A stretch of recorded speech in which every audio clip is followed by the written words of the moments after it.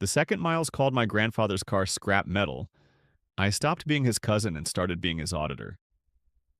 Miles's entire carbon-neutral sanctuary depends on a very specific heritage farm tax status and a massive grant from a local green tech incubator.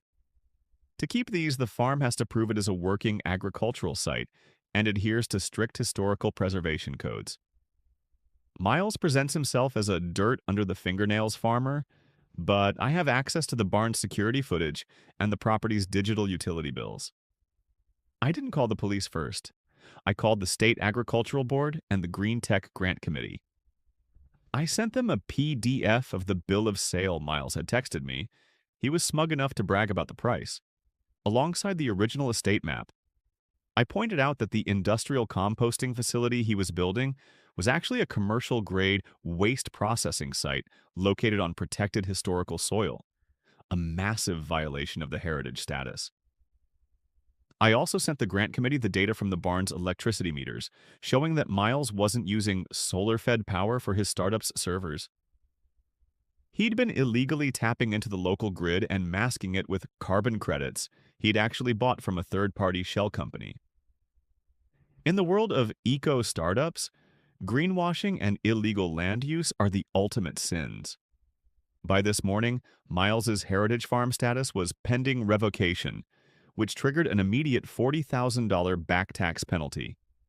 Even worse, the Green Tech Incubator pulled their $150,000 grant and launched a full audit for misuse of funds.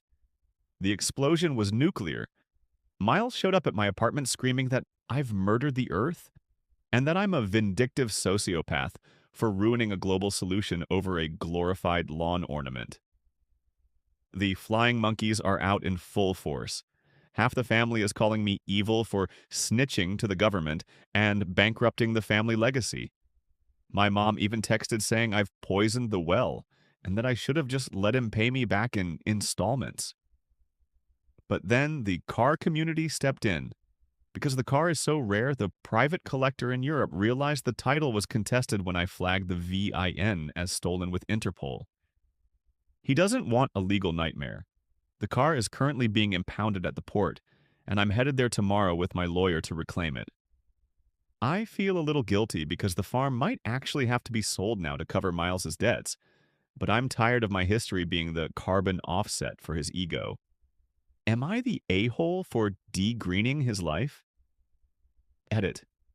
A lot of you are asking if he had power of attorney. No. He just thought because he was the steward of the land, he owned everything on it. He found the spare keys in my grandfather's old desk and thought he was entitled to the equity. Well, enjoy the equity of a federal audit, Miles.